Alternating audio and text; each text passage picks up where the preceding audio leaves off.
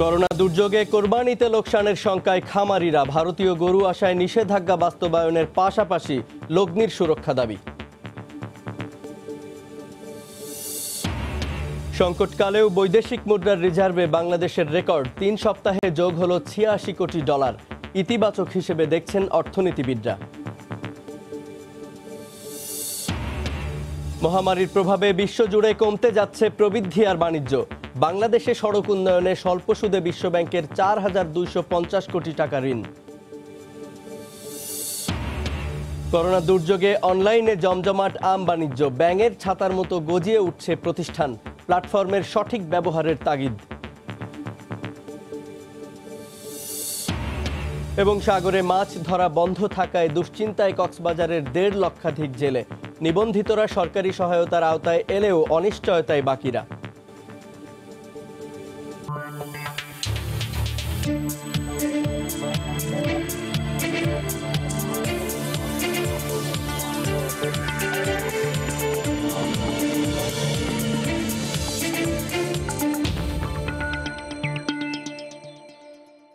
আমন্ত্রণ জানাচ্ছি দেশ ও দেশের বাইরের অর্থ বাণিজ্যের নানা খবর নিয়ে আমাদের নিয়মিত আয়োজন এ সময়ের বাণিজ্যে। আপনাদের সঙ্গে আছি আমি জুবায়ের ফয়সাল। অতীতে ঘোষণা দিয়েও কোরবানির ঈদে ভারতীয় গরু আসা ঠেকাতে পারেনি সরকার। এবারও একই সিদ্ধান্তের কথা জানিয়েছে স্বরাষ্ট্র মন্ত্রণালয়। যদিও আস্থা রাখতে পারছেন না দেশীয় খামারিরা। তাদের দাবি, করোনায় পশু বিক্রি কমায় বাড়বে লোকসান।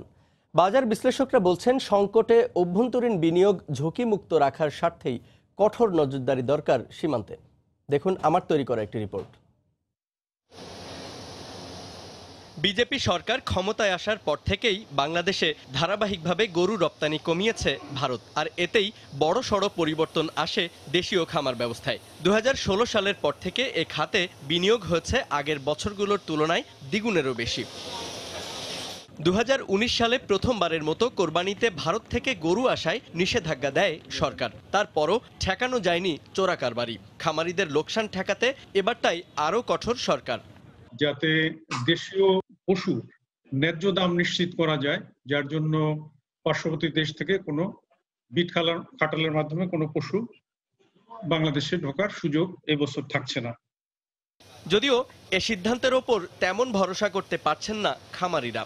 করোনা সংকট বিবেচনায় লগ্নি করা অর্থের সুরক্ষা চান তারা। বারবার বর্ডার খোলা হবে না এই ধরনের প্রতিশ্রুতি দিয়ে, আশ্বাস দিয়ে শেষ সময়ে যে বর্ডারটা ওপেন করে দেওয়া হয়, এইবার যদি এই কাজটা না করা হয়, অ্যাটলিস্ট আমরা কিছুটা সাস্টেইন করার সুযোগ পাবো।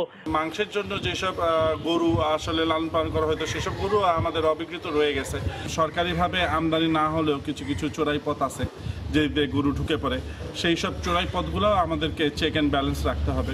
বাজার বিশ্লেষকরা মনে করেন, কোরবানি কেন্দ্রিক চাহিদা পূরণে দেশীয় খামারগুলোই এখন স্বয়ংসম্পূর্ণ। বাণিজ্যিক সুবিধার প্রশ্নে আমি মনে করি ভারত থেকে গরু এনে আমাদের এই সমস্ত গরুর ব্যবসায়ীদের অসুবিধায় ফেলা, তাদের ক্ষতিগ্রস্ত করা, যেটা আগের বছরে হয়েছিল সেটা যৌক্তিক নয়। এবং আমাদের নিজেদের উৎস থেকে সেই গরুর বাজারই সমৃদ্ধ হতে পারে। সরকারি হিসেবে গেল বছর সারা দেশে ৪৫ লাখ গরু কোরবানি হয়েছে। সংকটময় পরিস্থিতিতে এবার তা কমে ৩০ লাখে দাঁড়াতে পারে বলে আশঙ্কা উদ্যোক্তাদের। জুবায়ের ফয়সাল, সময় সংবাদ, ঢাকা। বগুড়ার দুপচাচিয়া উপজেলার ধাপের হাটে সীমিত পরিসরে বসেছে কোরবানির পশুর হাট। এই মুহূর্তে সেখানে আছেন সহকর্মী মাজিদুর রহমান। সরাসরি যোগ দিচ্ছি তার সঙ্গে। মাজিদ। জুবায়ের, আপনি জানেন যে বগুড়ার সবচেয়ে বড় যে পশুর হাট, কোরবানির পশুর হাট, সেই পশুর হাটটা কিন্তু দুপচাচিয়া উপজেলার ধাপের হাটে। আর এই ধাপের হাটে আজকে সকাল থেকে কিন্তু গরু এখানে আসতে শুরু করেছে এবং দূর দূরান্ত থেকে এখানে কিন্তু গরু আসা শুরু করেছে। বগুড়ার মধ্যে এই হাটটি কোরবানির পশুর হাট হিসাবে সবচেয়ে বেশি পরিচিত এবং এখানে অনেক পরিমাণ গরু এখানে আসে এবং বেচা কেনা হয়।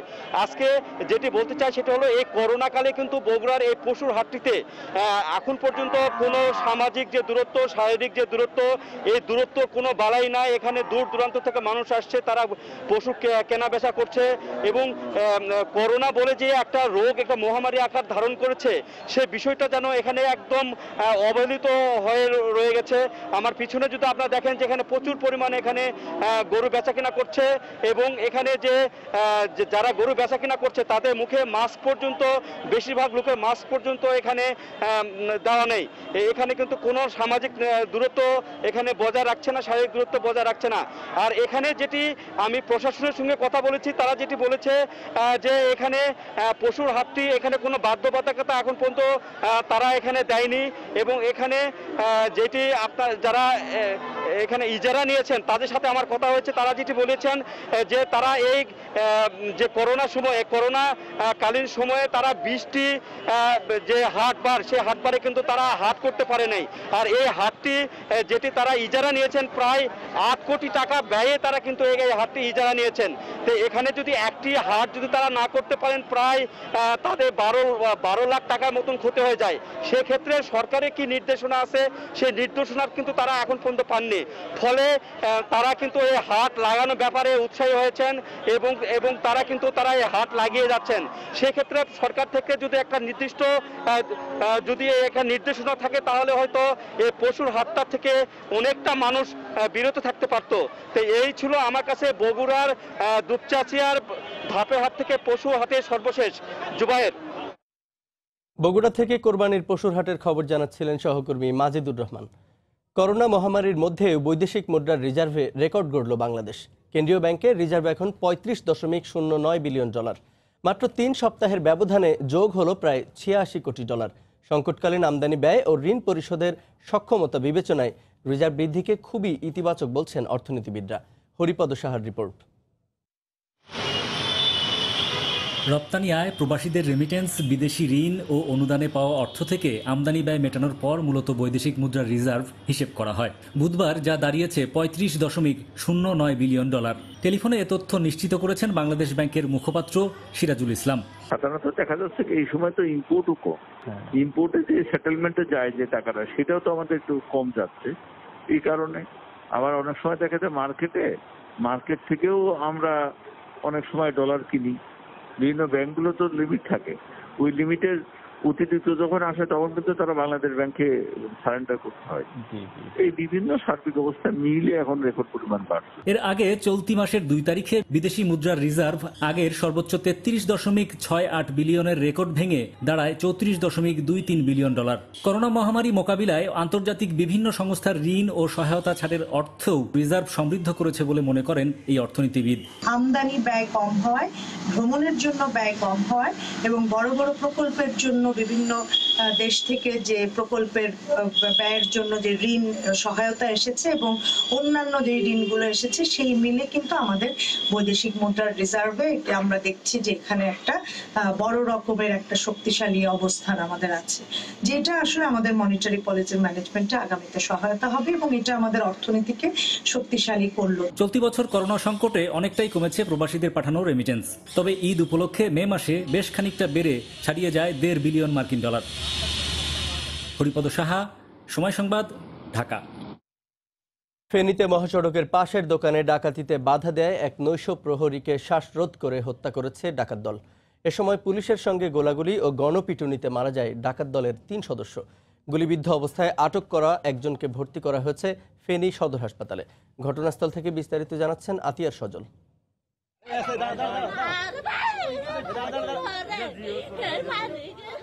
পুলিশ জানায় ফেনীর দাগনভূঞার একটি দোকানে ডাকাতির চেষ্টাকালে বাধা দেয় নৈশপ্রহরীকে গামছা পেঁচিয়ে শ্বাসরোধ করে হত্যা করেছে ডাকাত দল। বৃহস্পতিবার ভোরে উপজেলার বেকরবাজার এলাকায় ঘটনাটি ঘটে। স্থানীয়রা জানায় শরীয়ত অ্যান্ড ব্রাদার্স নামে একটি মুদি দোকানের মালামাল লুট করে ট্রাকে তোলার সময় নৈশপ্রহরী আব্দুল মান্নান ডাকাত দলকে দেখে সরু চিৎকারের চেষ্টা করলে তাকে গামছা পেঁচিয়ে হাত পা বেঁধে শ্বাসরোধ করে হত্যা করে ডাকাত দল। এক পর্যায়ে ডাকাত দল ঘটনাস্থল থেকে পালিয়ে যাওয়ার চেষ্টা করলে পুলিশ ও স্থানীয়রা মিলে তাদের ধাওয়া দেয়। এ সময় ডাকাত দলদের ধরতে পুলিশ গুলি ছুড়লে গুলিবিদ্ধ হয় 3 জন। পরে তাদেরকে উদ্ধার করে দাগনমিয়া স্বাস্থ্য কমপ্লেক্সে নিলে কর্তব্যরত চিকিৎসক 2 জনকে মৃত ঘোষণা করেন। পরে একই স্থানে চিকিৎসাধীন অবস্থায় মারা যান আরও এক ডাকাত। অপর ডাকাতকে উন্নত চিকিৎসার জন্য ফেনী জেলা সদর হাসপাতালে পাঠানো হয়। ট্রাক আছে, ট্রাকের মধ্যে আমার 20-25-30 বস্তা মাল আছে, মাল বাইরে পড়ে আছে, ভিতরে আমার কাঁচ ভাঙ্গি টাকা নিয়ে গেছে প্রায় 80,000 টাকা। আমরা এলাকার লোকজনের মাইকে বলি ফাতরে নামি তখন ডাকাত ধরে ফাতরে আর কি। আমার বান খুলছে, ওনার বান খুলতে গেছে আর উনি সারে চাইছে, দেখবে ওনার নিঃশ্বাস নেই। সুষ্ঠু তদন্ত সঠিক বিচার না হলে তো আমাদের সব সময় আতঙ্কিত থাকবো। ঘটনাস্থল থেকে একটি পাইপ গান, 3টি ছোড়া সহ উদ্ধার করা হয় ডাকাতের সরঞ্জাম। এই এলাকা পুরোটা ঘেরাও করে জখমপ্রাপ্ত অবস্থায় একজন ডাকাতকে উদ্ধার করি, আর 3 জন ডাকাতকে নিয়ে আমরা যাইতে থাকি। পথের মধ্যে আমাদের সাথে ডাকাত ছিনিয়ে নেওয়ার জন্য সংঘর্ষে লিপ্ত হলে এখানে আরও 2 জন ডাকাত গুলিবিদ্ধ হয়। এই মতো অবস্থায় 3 জনকেই মেডিকেলে প্রেরণ করা হয়। 2 জন ডাকাত মারা যায়, আরেকজন ডাকাতকে আমরা ফেনী সদরে প্রেরণ করলে পথের মধ্যে সে মারা যায়। পুলিশ বলছে ডাকাতির এই ঘটনায় আন্তজেলা ডাকাত দলের 7 সদস্য জড়িত ছিলেন, যাদের 3 জনের পরিচয় পাওয়া গিয়েছে। আতিয়ার সজল, সময় সংবাদ, ফেনী। 12 জুলাই থেকে অনলাইনে হজ এজেন্সি ও মন্ত্রণালয়ের মাধ্যমে আবেদন করে টাকা ফেরত নিতে পারবেন হজযাত্রীরা। তবে টাকা ফেরত নিলে তাদের নিবন্ধন ও প্রাক নিবন্ধন বাতিল হয়ে যাবে বলে জানিয়েছেন ধর্ম মন্ত্রণালয়ের সচিব নুরুল ইসলাম। সহজে টাকা ফেরত দিতে ব্যাংকগুলোকে এরই মধ্যে নির্দেশনা দেওয়া হয়েছে বলে জানান হাব সভাপতি। সৌদি সরকারের সিদ্ধান্ত অনুযায়ী এবার অন্য দেশ থেকে কেউ হজ করতে পারবেন না, সীমিত পরিসরে হবে হজ। এ অবস্থায় নিবন্ধিতদের টাকা ফেরত দেওয়া সহ হজের সার্বিক বিষয় নিয়ে অনলাইন সভা শেষে ধর্মসচিব জানান, কোনো চার্জ কাটা ছাড়াই হজযাত্রীদের টাকা ফেরত দেওয়া হবে সরাসরি ব্যাংক হিসাবে। সরকারি ব্যবস্থাপনার হজযাত্রীদের ক্ষেত্রে সোনালী ব্যাংক থেকে প্রাক নিবন্ধন ও নিবন্ধনের অর্থ সরাসরি হজযাত্রীদের অ্যাকাউন্টে স্থানান্তর করা হবে। কোনো হজযাত্রীর ব্যাংক অ্যাকাউন্ট না থাকলে তার ইচ্ছা অনুযায়ী চেক বা পে অর্ডারের মাধ্যমে তা পরিশোধ করা হবে। কোনো হজযাত্রী টাকা ফেরত নিলে আগামী বছর তাকে নতুন করে প্রাক নিবন্ধন করে হজে যেতে হবে। যারা টাকা ফেরত নেবেন না তারা আগামী বছর হজে যাওয়ার ক্ষেত্রে অগ্রাধিকার পাবেন বলে জানান হাব সভাপতি। তারা তাদের নিবন্ধন অব্যাহত রাখলে 2021 সালে প্রায়োরিটি বেসিসে হজে গমন করতে পারবেন, টাকা ফেরত নিতে পারবেন।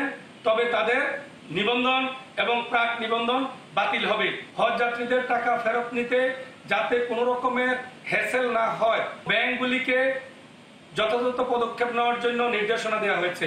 আগামী বছর হজযাত্রায় বাড়তি কোনো খরচ যোগ হলে হজযাত্রী জমাকৃত খরচের সঙ্গে সমন্বয় করা হবে। এবছর বাংলাদেশ থেকে মোট 1,37,000 জনের হজে যাওয়ার কথা থাকলেও করোনার কারণে হজ নিয়ে অনিশ্চয়তায় নিবন্ধন করেছেন মাত্র 64,500। হাজারের শিউলি, সময় সংবাদ, ঢাকা। 2021 সালের মধ্যে প্রত্যেকটি ইউনিয়ন ও গ্রাম পর্যায়ে দ্রুত গতির ব্রডব্যান্ড ইন্টারনেট পৌঁছে দেওয়া হবে বলে জানিয়েছেন ডাক, টেলিযোগাযোগ ও তথ্য প্রযুক্তি মন্ত্রী মোস্তফা জব্বার। বুধবার দুপুরে ইক্যাব ও প্রাইম ব্যাংক আয়োজিত ভার্চুয়াল সভায় একথা বলেন মন্ত্রী। ইক্যাব প্রতিষ্ঠার পূর্বে অনেকে এটির বিরোধিতা করেছিলেন বলেও জানান মন্ত্রী। সময়ের প্রয়োজনে ইন্টারনেট এখন মানুষের দৈনন্দিন কাজের অংশ হয়েছে উল্লেখ করে মন্ত্রী বলেন, গেল জানুয়ারি থেকে ব্রডব্যান্ড ইন্টারনেটের ব্যবহার দ্বিগুণ হয়েছে। এ সময় বক্তারা বলেন, বর্তমানে 8,000 কোটি টাকা থেকে ই কমার্স খাতে আগামী 3 বছরে $3 বিলিয়ন বাজার হবে। জানানো হয়, ইক্যাবের সদস্যরা প্রাইম ব্যাংক থেকে কোনো জামানত ছাড়াই 50 লাখ টাকা পর্যন্ত ঋণ সুবিধা পাবেন।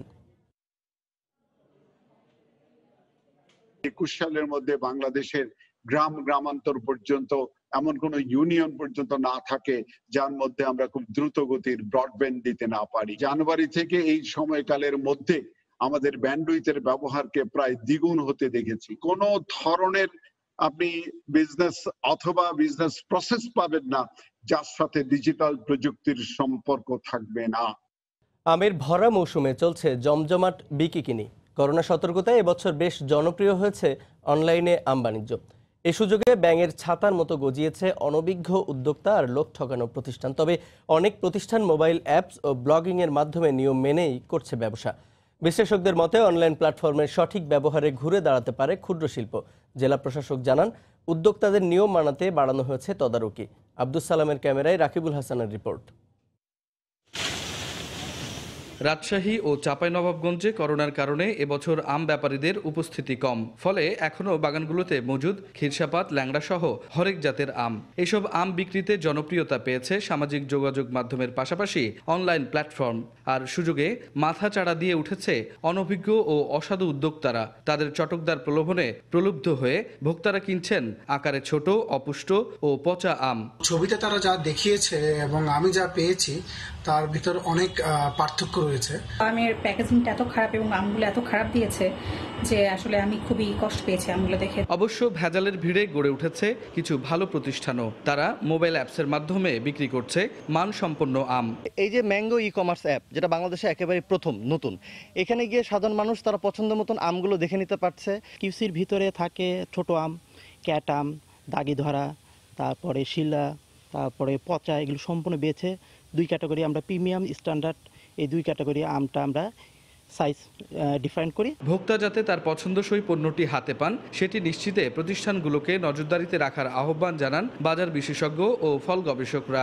অনলাইনে এই যোগাযোগটি আমাদের ক্ষুদ্র কারবারিরা শুরু করেছে, এটিকে যদি আমরা কন্টিনিউ করতে পারি তাহলে পরে বাংলাদেশের চিত্রটা কিন্তু অতটা খারাপ হবে না। প্রশাসন থেকে একটু মনিটরিং থাকে, যারা অনলাইনে পাঠাইতেছে তাদের একটু মনিটরিং থাকে, সঠিক জিনিস পাঠাচ্ছে কিনা বা স্বাস্থ্যবিধি মেনে তারা পাঠাচ্ছে কিনা।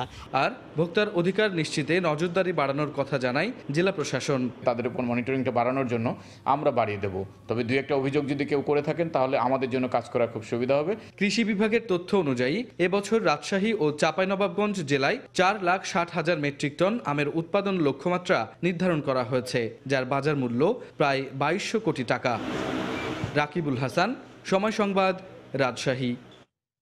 করোনা দুর্যোগে সাগরে 65 দিন মাছ ধরা বন্ধের কারণে দুশ্চিন্তায় কক্সবাজারের 1.5 লক্ষাধিক জেলে। নিবন্ধিত 48,000 জেলে খাদ্য সহায়তার আওতায় আসলেও বাকিরা পান না কোনো সরকারি সহায়তা। সংশ্লিষ্টদের দাবি, করোনা পরিস্থিতিতে অনিবন্ধিত জেলেদেরও সরকারি সহায়তা দেয়া হোক। অবশ্য অনিবন্ধিত জেলেদেরও সহযোগিতার জন্য সরকারের কাছে চাহিদাপত্র পাঠানো হবে বলে জানিয়েছেন জেলা প্রশাসক। আরও জানাচ্ছেন সুজাউদ্দিন রুবেল। সাগরে 65 দিন মাছ শিকার বন্ধ, তাই কক্সবাজার উপকূলে শত শত মাছ ধরার ট্রলার নোঙর করা, আর এসব ট্রলারে বসে অলস সময় পার করছেন জেলেরা। তার উপর করোনা পরিস্থিতি, সব মিলিয়ে সবার চোখে মুখে দুশ্চিন্তার ছাপ।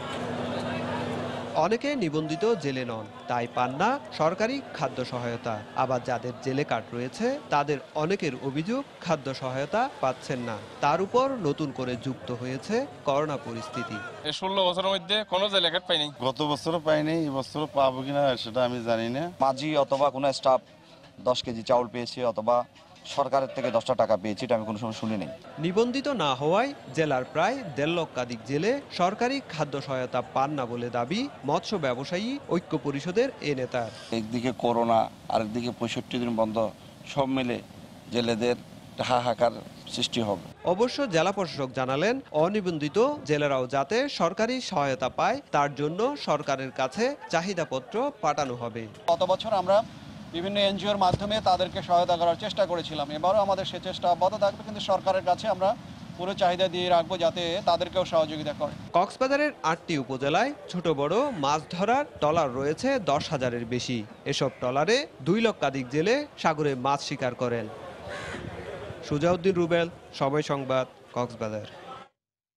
কোরবানির ঈদকে সামনে রেখে হিলি স্থলবন্দর দিয়ে বেড়েছে মশলা জাতীয় পণ্যের আমদানি। বন্দর কর্তৃপক্ষ জানান, ঈদকে সামনে রেখে স্থলবন্দরের আমদানি রপ্তানি কার্যক্রম আরও গতিশীল করা হয়েছে। স্বাস্থ্যবিধি মেনে বন্দরে আসছেন পাইকার, আড়তদার ও ব্যবসায়ীরা। 8 থেকে 20 জুন পর্যন্ত 3,478 মেট্রিক টন আদা, রসুন ও জিরা সহ অন্যান্য মশলা জাতীয় পণ্য আমদানি হয়েছে, আর পেঁয়াজ আমদানি হয়েছে 6,000 মেট্রিক টন। এখন পর্যন্ত বন্দরে রাজস্ব আদায় হয়েছে প্রায় 22 কোটি টাকা।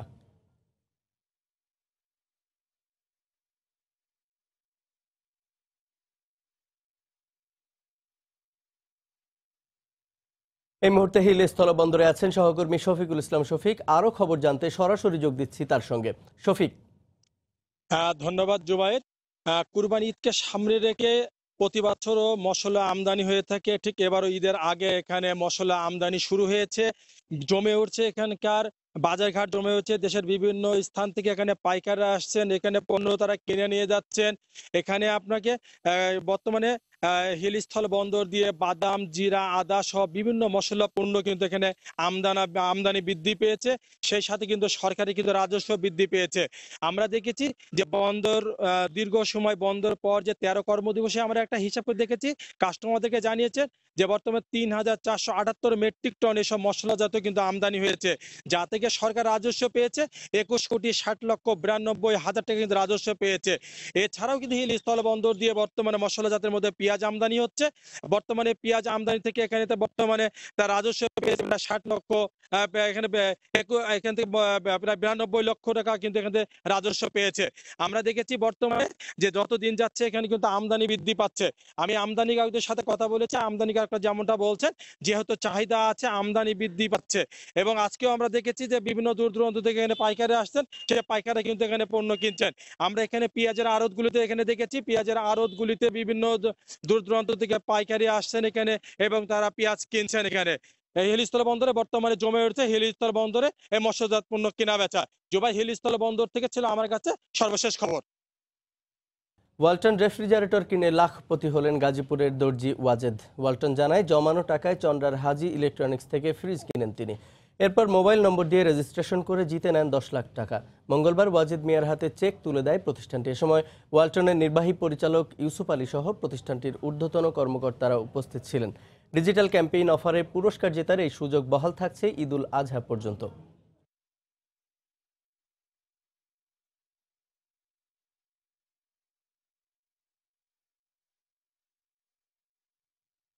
এদিকে প্রথমবারের মতো দেশে তৈরি এলপিজি সিলিন্ডার বিদেশে রফতানি শুরু করল ওমেরা। সম্প্রতি আফ্রিকার কয়েকটি এলপিজি কোম্পানিতে সিলিন্ডার রফতানির মাধ্যমে নতুন এ অধ্যায় শুরু করল প্রতিষ্ঠানটি।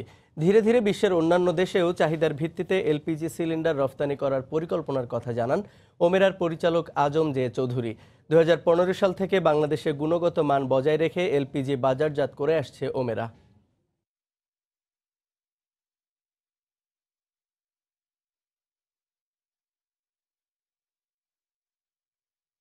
WRI র্যাঙ্কিংয়ে বিশ্বের শীর্ষ 50 বিশ্ববিদ্যালয়ের তালিকায় স্থান পেয়েছে বাংলাদেশের বেসরকারি বিশ্ববিদ্যালয় ইউল্যাব। চলতি মাসে দক্ষিণ কোরিয়ার রাজধানী সিউলে আয়োজিত এক অনুষ্ঠানে ওয়ার্ল্ড ইউনিভার্সিটি ইয়ুথ রিয়েলি ইম্প্যাক্টের প্রকল্প পরিচালক মুন হোয়াই চ্যাং এ ঘোষণা দেন। 2020 সালে বাংলাদেশ থেকে এই তালিকায় স্থান পাওয়া একমাত্র বিশ্ববিদ্যালয় ইউল্যাব। জার্নালিজম বিভাগের মাস্টার্স ইন কমিউনিকেশন প্রোগ্রামের থিসিস বিবেচনা করে র্যাঙ্কিংয়ে প্রবেশ করতে পেরেছে ইউল্যাব।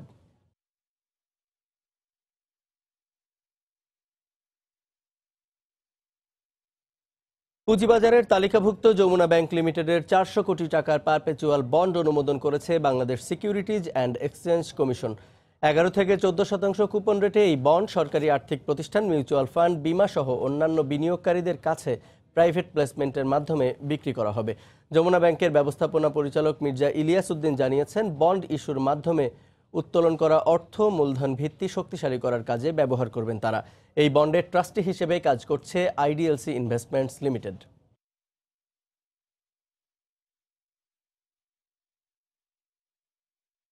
প্রাথমিক পর্যায়ে বন্ডের বিনিয়োগকারী আমাদের ফিনান্সিয়াল ইনস্টিটিউটগুলো অর্থাৎ ইনস্টিটিউশনাল ইনভেস্টরগুলো এখানে বিনিয়োগ করছে। আমরা পরবর্তী পর্যায়ে চিন্তা করছি আরও কিছু বন্ড বাজারে আনার জন্য। দেখছেন এ সময়ের বাণিজ্য। দক্ষিণাঞ্চলের সড়ক উন্নয়নে সহজ শর্তে 4250 কোটি টাকা ঋণ দিতে যাচ্ছে বিশ্বব্যাংক। শর্ত অনুযায়ী 5 বছরের রেয়াতি সুবিধাসহ ঋণ পরিশোধে বাংলাদেশ সময় পাবে 30 বছর। বুধবার বিশ্বব্যাংকের ঢাকা কার্যালয় থেকে পাঠানো এক সংবাদ বিজ্ঞপ্তিতে জানানো হয়েছে এসব তথ্য। এই অর্থে পর্যায়ক্রমে যশোর, খুলনা, ঝিনাইদহ অঞ্চলের বিদ্যমান 2 লেনের সব মহাসড়ক 4 লেনে উন্নীত হবে। 4 ধাপের এই প্রকল্পের প্রথম ধাপে $50 কোটি ব্যয় হবে। সরকারের অর্থনৈতিক সম্পর্ক বিভাগ বলছে, 3 বছরের সহজ শর্তের ঋণ প্যাকেজ আইডা 18-এর আওতায় এটি বিশ্বব্যাংকের শেষ প্রকল্প, যার আওতায় বাংলাদেশকে $50 কোটি দেওয়ার বিষয়টি নিশ্চিত করেছে বিশ্বব্যাংক।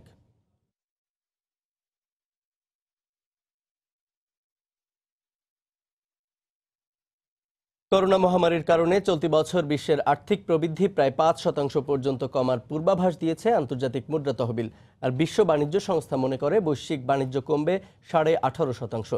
এপ্রিলে প্রবৃদ্ধি সংকোচনের পূর্বাভাস ছিল 3%। আইএমএফ প্রধান ক্রিস্টালিনা জর্জিয়েভা জানান, মহামারী দীর্ঘস্থায়ী হওয়ায় বিশ্ব প্রবৃদ্ধি সংকুচিত হওয়ার আশঙ্কা বাড়ছে। তবে এর চেয়েও নেতিবাচক অবস্থায় পৌঁছাবে ইতালি, ফ্রান্স আর স্পেনের অর্থনীতি। অন্যদিকে ডব্লিউটিও মনে করে সাম্প্রতিক সময়ের এই সংকট 2008-9 সালের আর্থিক মন্দার চেয়েও দ্রুত গতিতে এগোচ্ছে। এর সাথে সম্পৃক্ত করোনা ভাইরাসের দ্বিতীয় ধাপের সংক্রমণ আর বাণিজ্য নিষেধাজ্ঞা। অথচ মহামারীর পূর্বে বিশ্বব্যাপী বাণিজ্য 20% বাড়ার পূর্বাভাস ছিল।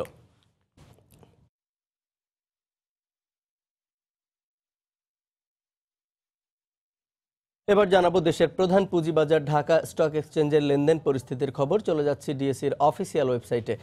আমরা যদি দেখি সকাল 10:30টায় বাজারের কার্যক্রম শুরুর পর একটা ব্যতিক্রমী চিত্র, সেটি হলো যে আজকের প্রধান 3টি যে সূচক রয়েছে ডিএসইর, তিনটি সূচকে আমরা একটা ঊর্ধ্বমুখী প্রবণতা দেখতে পাচ্ছি। তার মধ্যে প্রথম সূচক যেটি ডিএসসি এর প্রধান সূচক ডিএসসি এক্স ইন্ডেক্স, সেখানে আমরা দেখছি 0.03% বৃদ্ধি পেয়েছে এবং সেটি এখন অবস্থান করছে ৩,৯৬৬ পয়েন্টে। এরপরে ডিএসসি সরিয়া ভিত্তিক সূচক ডিএসসি এস ইন্ডেক্স, সেখানেও আমরা দেখছি কিছুটা বেড়েছে, 0.67% বেড়ে সেটি অবস্থান করছে ৯১৮ পয়েন্টে। এরপরে ডিএসসি বাছাই সূচক ডিএসসি এস 30 ইন্ডেক্স, সেখানেও আমরা দেখছি যে ঊর্ধ্বমুখী প্রবণতা, তবে খুবই সামান্য, সেটি 0.02% বেড়ে এখন অবস্থান করছে ১,৩২৭ পয়েন্টে। এরপরে আমরা যদি দেখি টোটাল ট্রেড হয়েছে আজকে ৬,৯১১টি শেয়ারের এখন পর্যন্ত লেনদেন হয়েছে, যেখানে আমরা দেখছি টাকার অঙ্কে সেটি ৩২ কোটি টাকার কিছু বেশি। এবং মোটামুটি আমরা যদি বলি যে সব মিলে যতগুলো প্রতিষ্ঠানের শেয়ারের লেনদেন হয়েছে তার মধ্যে দর অপরিবর্তিত রয়েছে ১৭৪টি প্রতিষ্ঠানের এবং এখানে দর পতন হয়েছে ২১টি প্রতিষ্ঠানের এবং দর বেড়েছে এখানে আমরা দেখতে পাচ্ছি ২৩টি প্রতিষ্ঠানের। আমরা যদি শীর্ষ 10টি প্রতিষ্ঠানের দিকে তাকাই, আজকে পুঁজিবাজারের প্রথমে অবস্থান করছে ৬৪ টাকা 10 পয়সা মূল্য নিয়ে, শেয়ারের দর নিয়ে, শেষ যে লেনদেনকৃত শেয়ার সেটি দর নিয়ে বেক্সিমকো ফার্মা। এরপরেই রয়েছে ৭৯ টাকা দর নিয়ে বাংলাদেশ সাবমেরিন কেবল কোম্পানি। এই প্রতিষ্ঠানটি কিন্তু গত কয়েক সপ্তাহ ধরেই আমরা দেখছি যে শীর্ষ 10-এর মধ্যে রয়েছে এবং তাদের যে প্রবৃদ্ধি সেটি কিন্তু বেশ তারা একেবারে স্বাভাবিকভাবেই ধরে রেখেছে। তালিকার 3 নম্বরে আমরা দেখতে পাচ্ছি সামিট পাওয়ার। বেশ কিছুদিন পর এই প্রতিষ্ঠানটি তালিকার শীর্ষ 10-এ আসলো। এই প্রতিষ্ঠানের সবশেষ শেয়ার লেনদেনকৃত শেয়ারের দাম ৩৫ টাকা 10 পয়সা। এরপরে আমরা দেখছি যে ফার্স্ট সিকিউরিটি ইসলামী ব্যাংক 8 টাকা 20 পয়সা নিয়ে তালিকার চতুর্থ অবস্থানে রয়েছে। স্কয়ার ফার্মাসিউটিক্যালস 172 টাকা 50 পয়সা নিয়ে তালিকার পঞ্চম অবস্থানে রয়েছে। এই প্রতিষ্ঠানটিও কিন্তু করোনা সংকটের মধ্যে যখন সাধারণ ছুটির আগে পুঁজিবাজার বন্ধ হয়েছিল তখনও এবং তারপরে যখন সাধারণ ছুটির পর পুঁজিবাজার খোলা হয়েছে তারপর থেকেও কিন্তু তালিকার শীর্ষ 10-এর মধ্যেই সবসময় রয়েছে। এই সময় আসলে ওষুধের যে প্রয়োজন সেটি মেটানোর জন্য কিন্তু এই প্রতিষ্ঠানটির কারণে অনেক বেশি লেনদেন হচ্ছে, যে কারণে এটির দর বাড়ছে বা একটা স্থিতিশীল অবস্থায় রয়েছে। এরপরে আমরা দেখছি যে তালিকার ষষ্ঠ অবস্থানে ৩০৭ টাকা 50 পয়সা দর নিয়ে ওয়াটা কেমিক্যাল রয়েছে। তালিকার সপ্তম অবস্থানে আমরা দেখছি ফার্মেসি বা ওষুধ তৈরি প্রতিষ্ঠান, আরেকটি প্রতিষ্ঠান সেটি গ্লাক্সোস্মিথক্লাইন ২,০৪৬ টাকা 30 পয়সা দর নিয়ে এই প্রতিষ্ঠানটি তালিকার সপ্তম স্থানে রয়েছে। ইস্টার্ন লুব্রিকেন্টের কথা আমরা যদি বলি ৯৪১ টাকা দর নিয়ে এটি রয়েছে তালিকার অষ্টম অবস্থানে। এই প্রতিষ্ঠানটিও কিন্তু বেশ কিছুদিন পর আবারও শীর্ষ 10-এর মধ্যে আসলো। মোটামুটি যে দরের উত্থান পতন সেটি কিন্তু এই প্রতিষ্ঠানে কিছুটা দেখা যাচ্ছে। আমরা যদি এর পরে তালিকার নবম স্থান দেখি ৩,৫৫০ টাকা দর নিয়ে তালিকার নবম স্থানে রয়েছে রেকিট বেনকিজার লিমিটেড। এরপরে ফার্মা এইড, কিছুক্ষণ আগে এই প্রতিষ্ঠানটি বেশ নিচে ছিল কিন্তু সবশেষ 15 থেকে 20 মিনিটের মধ্যে এই প্রতিষ্ঠানের শেয়ার বেশি লেনদেন হওয়ার কারণে আমরা দেখছি যে সেটি বেশ মোটামুটি তালিকার শীর্ষ 10-এ রয়েছে।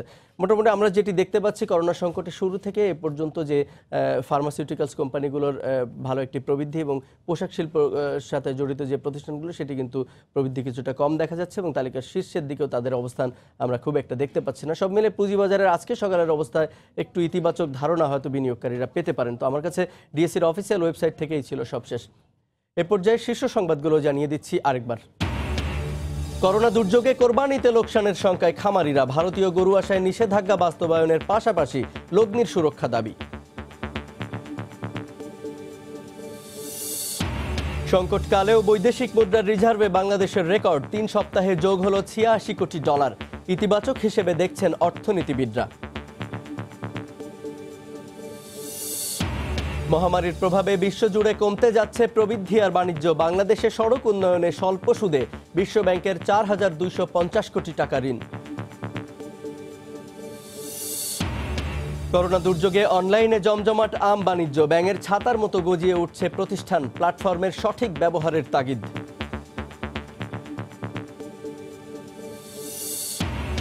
এবং সাগরে মাছ ধরা বন্ধ থাকায় দুশ্চিন্তায় কক্সবাজারের 1.5 লক্ষাধিক জেলে। নিবন্ধিতরা সরকারি সহায়তার আওতায় এলেও অনিশ্চয়তায় বাকিরা।